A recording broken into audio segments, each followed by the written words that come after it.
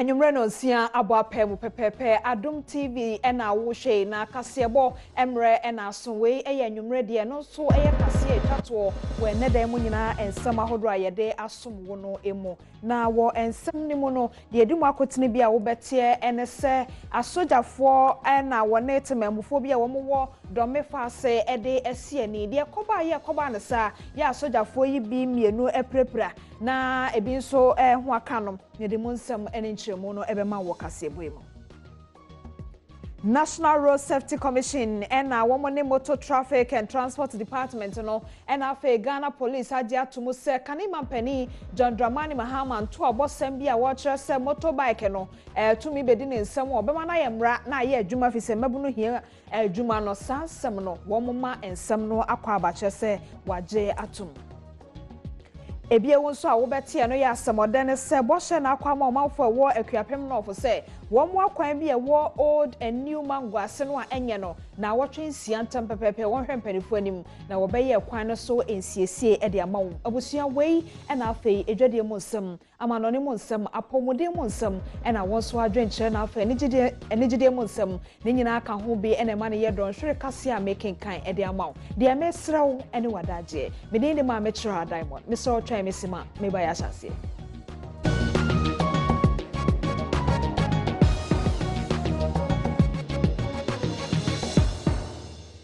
Meshe kase na se ewo bia ya wo frɛ ho se dome fa se no ewo enkran mantam mu ha na de asie ne se asrafo bi ene ne temamufo wo wo sampotam ho ede asie ni na de akwakọ wie ne se asojafo mienu de wo mo prepra na afenso etu aboba nso aka enipa mienu a wo ne sa asrafo yi ede sie ni wo potam ho no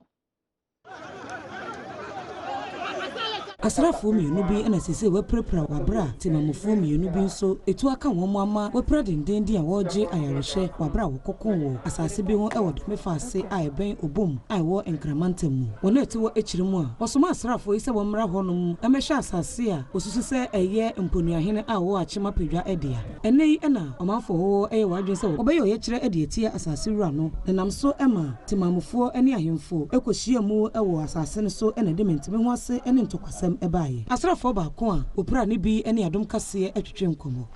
Of our work is that you give warning shot. When they stop, then the leader and our leader will sit down and talk. But this one didn't happen like that. They came to us, come and attack us, say that we came here voluntarily. We didn't come here by assignment. We are not soldiers. Master, as I'm telling you, I'm a soldier. I'm a soldier. I can show you my ID card. Your name and your command. I'm a Adom Clement. I'm in headquarters. Anything more? Because I'm not doing criminal work. What I'm doing is illegal work. So you can send me to wherever you want to send me, you can send me. My major concern is that the people didn't ask anything. The leader didn't ask a person to find out what am I doing? Am I a criminal or what? I came here by my own. They didn't ask. What they do is that they just keep on beating me.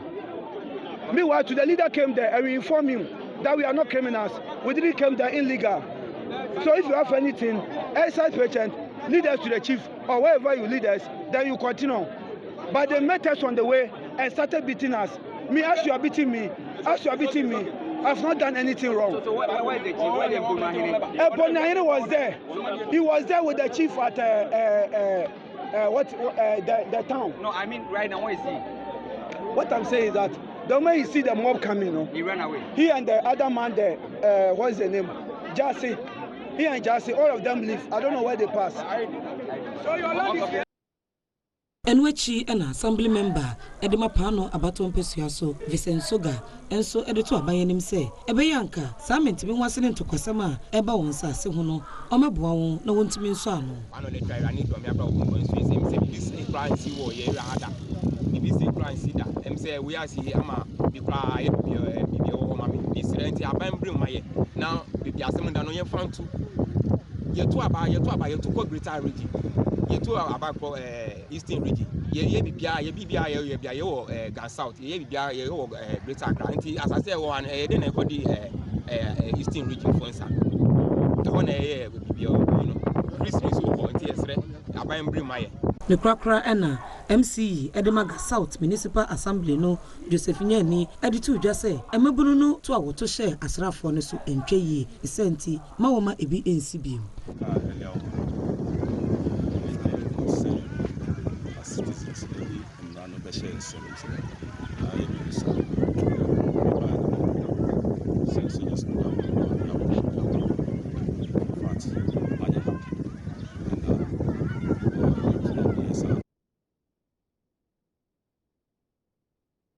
Afeyenko epoye mantemo na aban kracha na sana na emusinia owo Akuapem North ene berima ewua esiedu labi na wode enkrasha samni arehemu nsam de ama omanfo wo old and new mango asese wo mo akwan no a enya eno nti ena no pe wo ye ho ye kire no wo hye won na wotwe ensia wo be ensiesie e wo sa akwan ni nyina so amomanfo no won koma ato won yam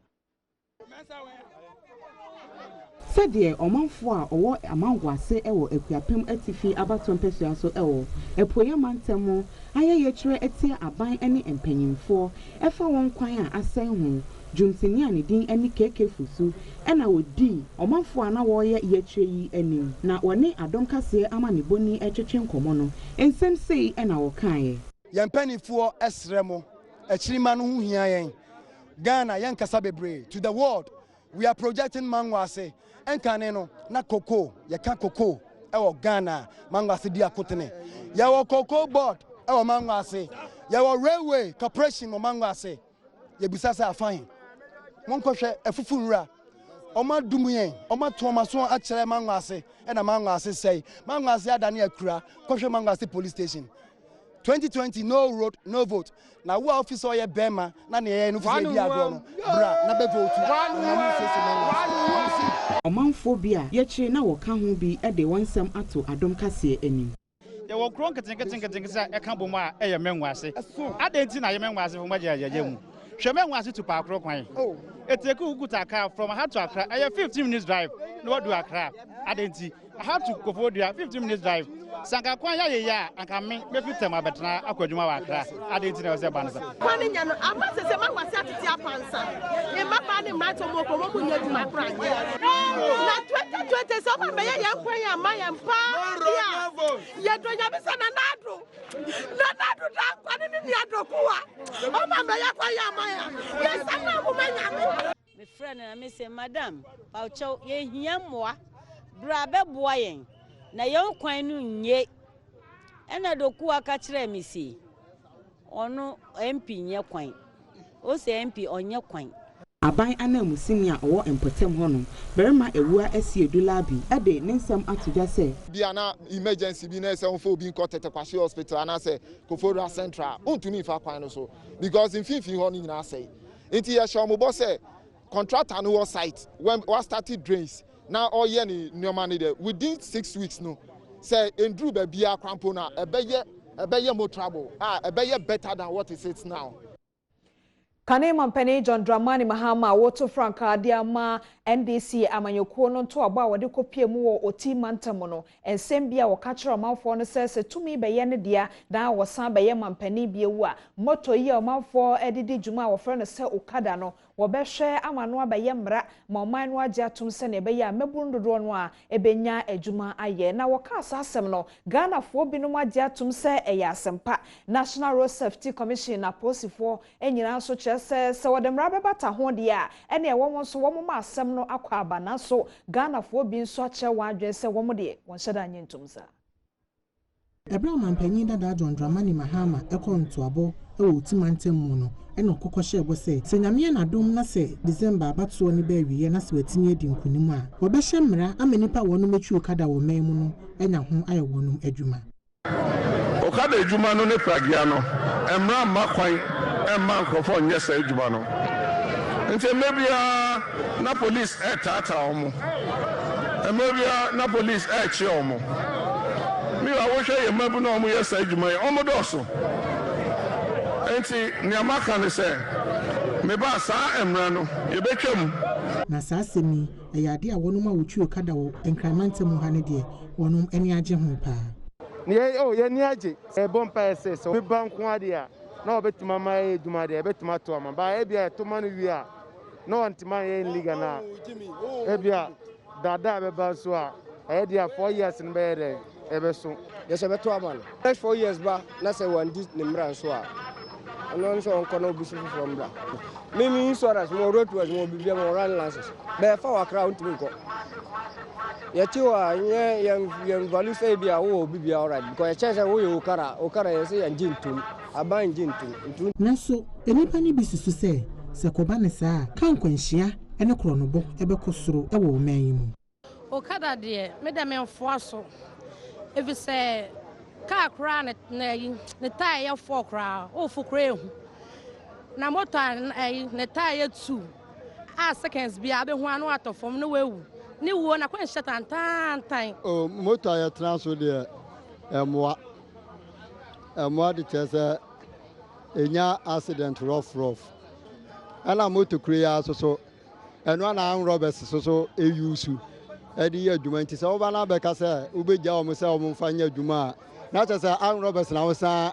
epion de aba ASP Alexander Obom ene ye opanyini a woda training and research ano ewo MTTD ono so hu ne se koba se wonum timi hye okada adwuma no e ma ne ba be ye mmara ebeboa ama nkwanhia bebra esi ewo man mu no eto etwa se be ye krokase monten so se be ye krotia se ye be ye no ye nkurase ene nkroto so no eno de mezi ye wonimdifo bebre ogana ha eno de nyankofo anfa mo ye trimoden omoboa road safety authority for omoboa ministry of transport for omoboa police ni bebre ene even media so the consultants are there nti ene manfo adwenkyira omokyere nem se nya obi no ka ni na bomu a obami ehu ekwan a o man ne be fa so na ode akohye ne mrem na de mra no ba police a ye de bi se ye da se mra na ba o na ehun hyehyɛ ne yɛkama procedure wɔ hɔ yɛde bɛ ne nya ntete kakra a yɛ ne yɛkɔ no Engineer David Adonten ene ye Director of Planning ewo National Road Safety Authority no so adisa abohye ya to no a wo hwɛ sɛ wonum ebe ya mamre bi ama etimi agina yi ewo man kwan ben so ne yɛbɛ fa so a yɛbɛ regulate yɛn National Road Safety Authority de yɛpɛ ne yie bibia yɛbɛ yɛ a yɛbɛtuma bɔ nipa nkwa ani na Agyapa de ho ban no ene hia yɛn enti se ye be yemra ana se ye be sesamram na se ne be kono bia no wo a be sesamra no fe ho akade bra so na emehye yenden na afei emebo ye chidom na yetumi abo nipa nkwa ho ban ane se ne o kan no eye na dwenkyere o man mu se yesi democracy enti se na dwen a wo kyere na so ho akade wo ho na ebebua o man dia ane why not se ye na na de ani ane ya ho odin dia tachire Adom TV anwumre no siane fa kase no ana bigoso a making kama wa wonso wo hwe no meton kraba na krato no echi no de making kan bia ma eye Agyapa mineral royalty no ehon sense me so tweme meton kraba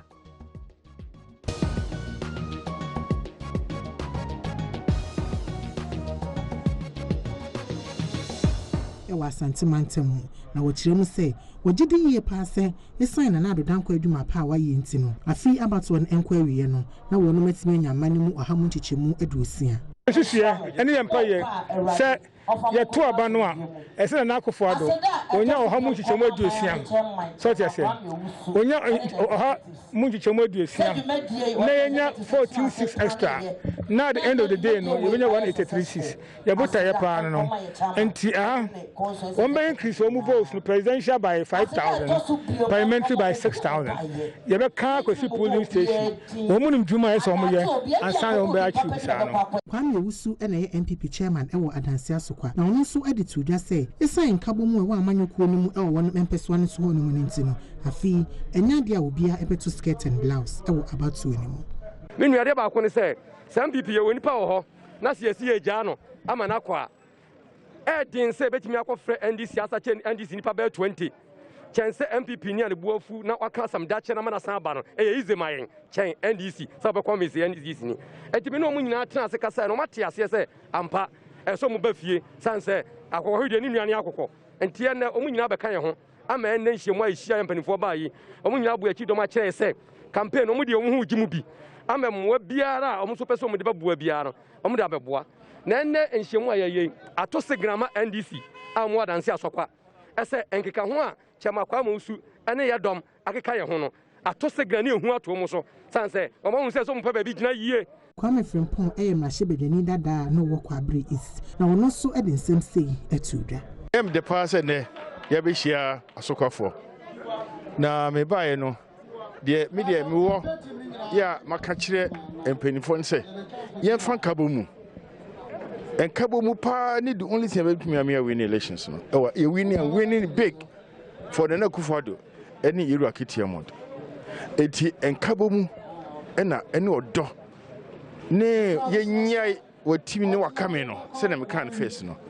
that is the only strategy. Center for Democratic Development Wachanitia says CDD Ghana and now woman so aka say omeyi mono wo sha de fote pa etimi bo oman yika ya na ejina sika dodo a ya manyoku obi anase aban no ya wode bo entoa eduru abato obremu a na sa sika no a won hyeda fantoto ye ne hyehye papa bia emata won no e ka wo man ye chipa Ekwa wundin any Center for Democratic Development aye enhyiamu na wansam a wode etudwa ne se ohwe ketasehye any proya ekoso ewo Ghana manma kame aye se amanyokuo ne bebre ehye campaign ase a Ghana sika a wode eye sa campaign no kofa sa ketasehye any proya no eba ne sa nti se Ghana epese wo tu sa enemafin ase a ewo se wo hwe efri sa ofa ho no Kwesi Prempe na woye executive director ewo CDD Ghana na wode ensem sei na ato ensentro for enim how mind that say MP baako ebe hia 1.2 million e de akoye delegates nko primaries dia na chese inhyase na se hu se ansa wo obi a wo oman ho adwen wo community and also constituency ho adwen ade se wuni sika enye kwan bia ni ho abeti about politics mo me feel say the stakes are very high risk no ewo ho pa say ya ansesa bi the democracy ne be kono ye nim ebedu me bi obi akra mto aba bi obi ofro obi akra onko Kwesi Prempe de eto Ghana fo nyina anim se eye amanyuko ahodo a ewo Ghana no obetimi wani akọ won ho na wabisa omo baby potia abrebia wonya wonsika de ye campaign ewo oman mu the politicians need there on manifesto no dey solve omo problem o se omo ehu se nipa dom no epese omo ye ni se ya omo nye campaign finance there o hwe party manifesto no mu a uhu bi inti no just a young citizens yeah man for next demand said no except more parties me saying nah no more committee say we be hu bibi manifesto and home for so no se sia be do no manifesto season ye wo no obi a promise but except promise no mo ye no promise a be solve ye problem no more problem. Openipa wada Ghana Pentecostal and Charismatic Council ano na wono kronranso ye General Superintendent the Assemblies of God Ghana Reverend Professor Paul Frimpong Manson na wode adesedia totemamufo na afa amanyoko ni nyina enim se akabritia we na abato epempeso wo manwi wosra sumdwe ene ajobrel President Oda Christian Pentecostal and Charismatic Council Nanoa Osaye General Superintendent Edema Assemblies of God Church and Reverend Dr. Paul Frimpong Manson neni odiato MPP ni NDC amanyoko no enim se omo modina se afimpini ni aduno abato ayebatu ode asumdwie ene pepepe yo ebebo mayimu adom kase ebo anan eko na so ye na ode to yenim se edintwire yi hyase ode nani to fom ehu se amiame ahodo aye twire din no baabi wo ho a asumdwie mu ene wo twire no ena baabi so ho a mentime wasene ntokwasemunti amadi ntwire no ankoso ye papa a ye nim guase pa edema oman no esanse Ghana man ya pasa anema no nyina ho eno achi ena Reverend Frimpong Manson di foto ema mabunu no se ma ho kwan ema amanyofo emfa wonye enema bi ayedo hawo ene oyene ebebre Ghana man esanse se bibisi wo man mu sesie ya emabunu no ena won ho beka kese pa ne krakra ena okade to aso se IGP ene ahobamboko ahodo a ewo man mu ewo sa fimpinu ne aduno abatoi omo ani da ho no hye yahobambo semu kena se de be ya entokwasem bia ensi afei ensemtwerefo nso enhwe yie ene wa ama amanyofo ametena wa afidie so ene di obi biara tem esanse efere se Ghana baby yeduru ewo amanyosemu ayede ka bima menka bia momo ena edi dwumen ne behwe ama animabo ni sei akoso ewo man ni ya pass registration no ebinum di dem ne mpo binum free mu abatu emesre mrantie ne mabawa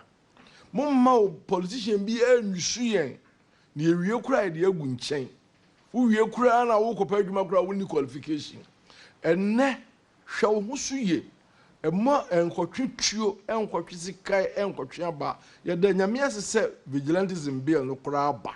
yɛsrɛ police ni all security agencies sɛ ɔmo mmoa na ɔmo nhwɛ sɛ vigilantism 70 patapasɛm bi yɛbɛba no yɛbɛkyekyere saa nkurɔfoɔ no na asotwe ɛsɛ de ma wɔn no yɛde ama wɔn na asotwe ɛsɛ de ma wɔn no yɛde ama wɔn me kasa kyerɛ IGP me srɛ electoral commission yɛ maame gye mensa woni o deputies no commissioners mo ayɛ adeɛ de edi kan sɛ matumi ama register na baso na mmom deɛ ɛkɔ no mo nkɔ so ankyerɛ sɛ mo yɛ independent na mo nsom aban bi deɛ mahunu no Ghana ne sɛ ebre bia aban bi wɔ so no opposition ne sɛ electoral commission wɔ mo fa enti aka hɔ aban bia aban bi bɛfiri so no na otia electoral commission so wɔ so deɛ ɔyɛ enti migi sɛ mo nkɔ so na mo improve mo ho ama obiara nya asɛm anka Kokromoti power mo nsɛm no ɛno ne mesrɛ ɔkyɛn me to nkraba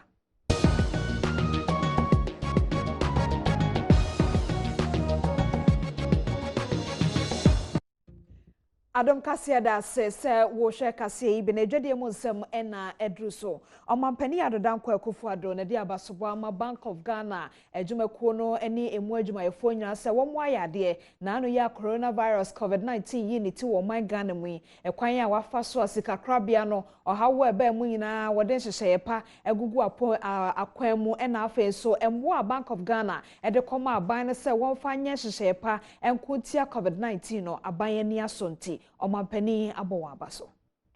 Na mampani akọ ensrahwe ewo Bank of Ghana na wabọ won abaso papa say COVID mmere mu watini aboa ama Bank of Ghana etintin na won sikasem enye basa na afei so eye edwadie nketua ni nyina no edeso ekoso ewo Ghana hano. Wode adesrede ato Bank of Ghana enimu say womo ohumode se wode enhyehyɛ papa bi ebegu akwan mu na sikakrabea enketo a won sikasɛm nti ɛyɛ basa ɛwɔ Ghana ha no ebi NCP. Difficult to write the history of your governorship without talking about the banking sector issues.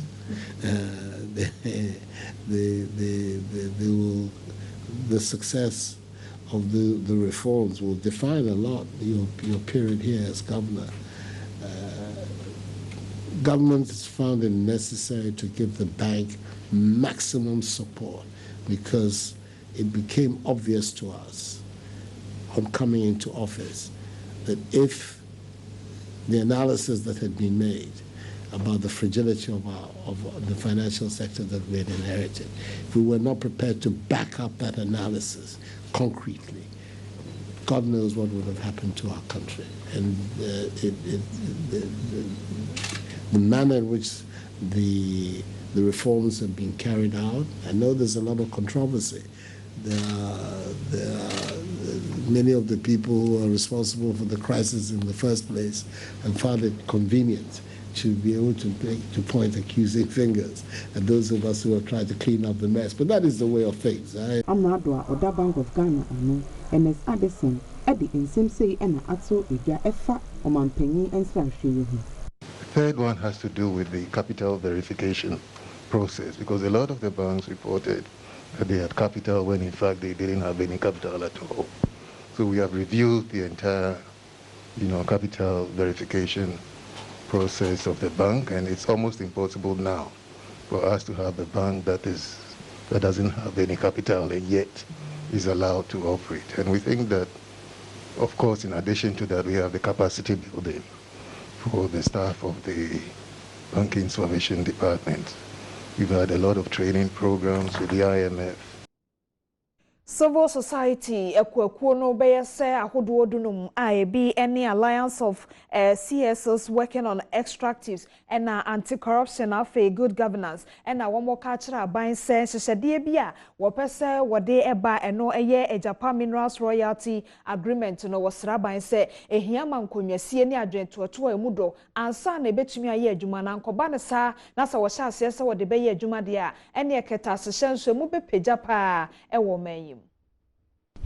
Eye Ejumeku a wondin any civil society organization a owo Ghana hanoma wohwe se ketasehye any proye enkoso no aye nsentwofo enhyiemu a wode ensem ato omo animu se wo frɛ aban se eye contract bi a woni Agyapa mineral royalty ekono wonja esan se enkrata bia eni sa contract a opese woni Agyapa mineral royalty ekɔ a ede empuntu ebebre oman no.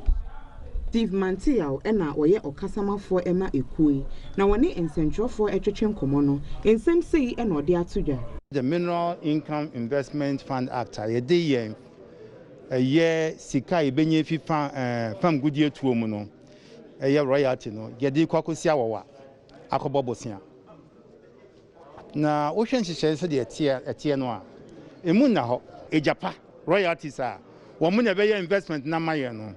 wo mitimi ko bobosia bia o mo pɛ e wo sika bia mu a wo mo mba embeji piniye free parliament ho any any citizens oversight body bia te say piak a o mitimi e de wo mani agi akire na timemifo ehu de ekɔ in the absence of all these transparency, accountability and citizens oversight arrangements no minya bebi ekɔ no ho etro.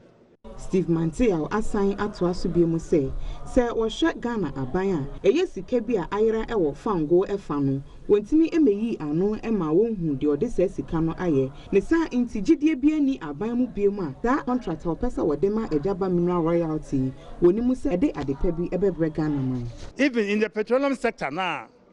ye what transparency provisions and accountability provisions no kra no aban we Best every 2017 at the Bano. On Timim Bufan woon sika no kuntebuno, NCP. Semino Kase, an amount of 1.5 billion Ghana cedis, and a banway intimate trade, Jodiaye, Ayafangusika. Ayesika, you try at my budget, say a binding for young Puntujumano, on Timim Muhon Conta. Nian San Family royalty and Copino so. In Yaya Quaji, ye no one Maria and Kebingum.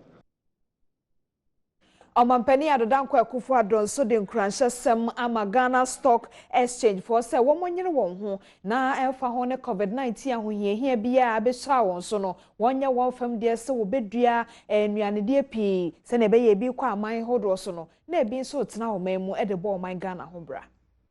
Ghana mampani ede adesrede ato Ghana Stock Exchange eduma ekuo no animu se womo ohumode se Stock Exchange e wo Ghana hanom ebetumi etintin na woduma awoye no edi impuntu papa bi ebebre Ghana no wode sa ensemi etuga ebra wokọ ensahwe e wo Ghana Stock Exchange ekohwe se COVID mu no adwuma na awoye no etisen. Through some very harrowing times, not just us here in Ghana but the entire world. And it's had a major impact on the economies of virtually all the nations of the world. So if indeed a stock exchange is one of the critical instruments for growing a country's economy and thereby growing the possibility of the people becoming more and more prosperous, I think it is important that those of us who have to make decisions affecting the economy have a clear idea of what is going on here. And that's the main reason why I came to find out the impact of the COVID-19 pandemic on your activities, where you are in terms of growing the exchange, and what obviously government on its part can do to assist the process of getting Ghana a really strong stock exchange. And to let you know that in me you have a friend. And in my government, you have a friend. The finance minister has committed himself on the new building. So, and he is one of the founders of this place. I've been able to bring him back here. He hasn't been here for about 2 or 3 years. So today I've been able to bring him back. And he's leaving you with the promise that if the 4 more years for Nana materializes, he's going to take the lead in making sure you get new and fitting premises. So this is the commitment. All right. So once again, thank you very much indeed. Eno no mede si hanom say na afi agode mu nsem nso etumi abawa kwam eno achi meto also.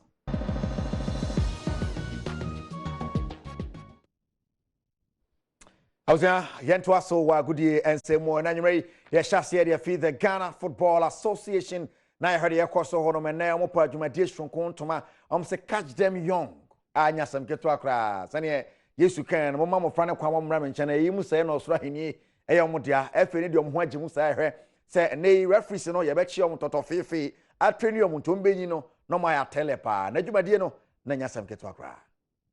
enhyehye foforo Agyapa kuro de abatudwa catch them young refereeing policy no oma pa ho ntoma nipa pepia nkoma ne kobo dwadata ade omo ne onyam ekota akire le saa nhehye Agyapa ne kire se ema ne memo omo mfie no efriye dumiensa akopum dumsia no ombetumi de omo ho agye saa nhehye mu a ene obeboa ene ekwan amofa so atete nkwada ma magina kansie mu ato ayerem no ewie peyo na tibre kese ede Agyapa kuo no kete kraku ede ne nsem tudwa na wo kire se na ni agye se saa nhehye yi omo de abebo ade e wo my Ghana mu a. We are here to start a process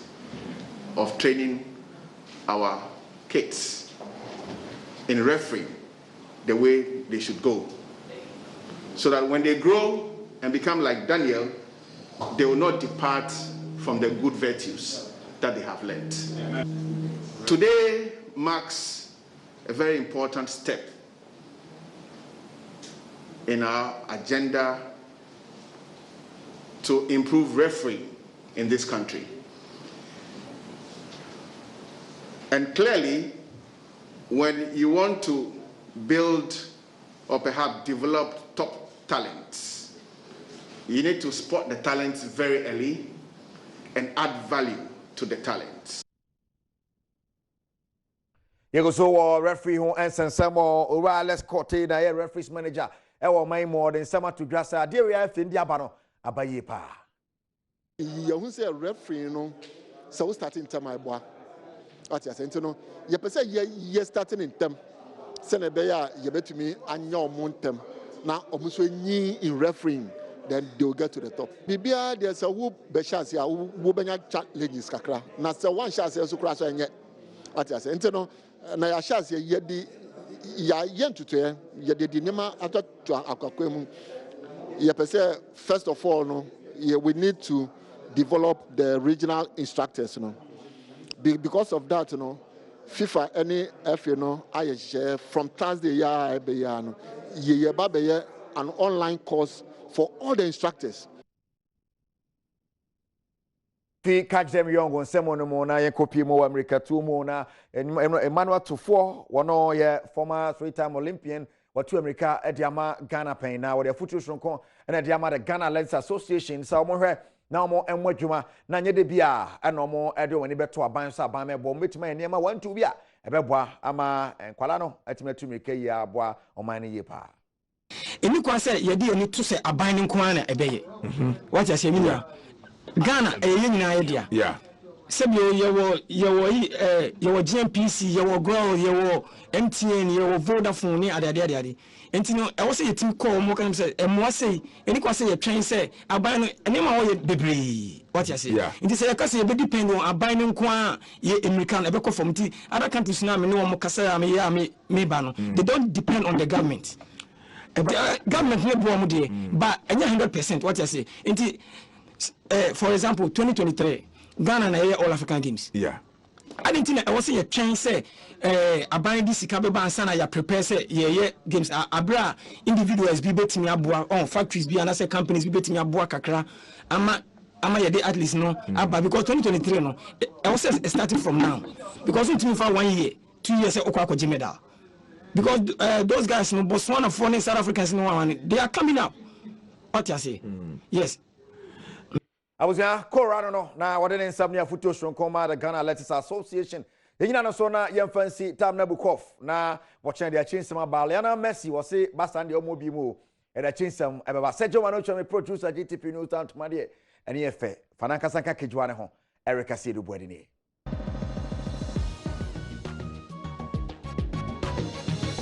Fe Samra o my Ghana mu bi ona kase ya hyase no me bo wa mane cement me ho ase bi esi ewa sojafo ne empotem bi no eye obom faase empotem ho ba bi ama ofa call faase ama chese asojafo no bi eprepra ma nipa ne bi nso etuo aka won na de esiesie ana Kofi Agye ya woto nkra wo sampotem ho no ebo ya mane de esie na yankwa homa no so ne Kofi nkasa Kofi mpacha o ma ajoe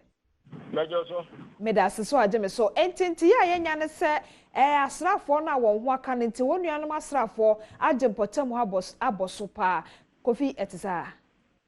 ta be na me no ka se etie ukrum wa ye kra no se jofo ni police do wa nyina no omzo bia nkofi bia bi nya police do ni se jofo nyima obi ankofi ntenya ye kofi na ni nya ne se etie asojafo no edmu na mfom na edmu na mo wiem helicopter and kata na omodi afika fon eba ya just and ba na edmodi ahomano musifom na edizo wa ko jawo bu park bi so mo school park bi ono helicopter no pesi wa na odi ni pele bu fom ento akọ we ka time ko adi abana so de asuja bu abana ebi nso edi ka ebi nso na fom na de ba ya me no ka di asuja fo me aha mani nka be oha edi ko 200 ana odo abegu program wa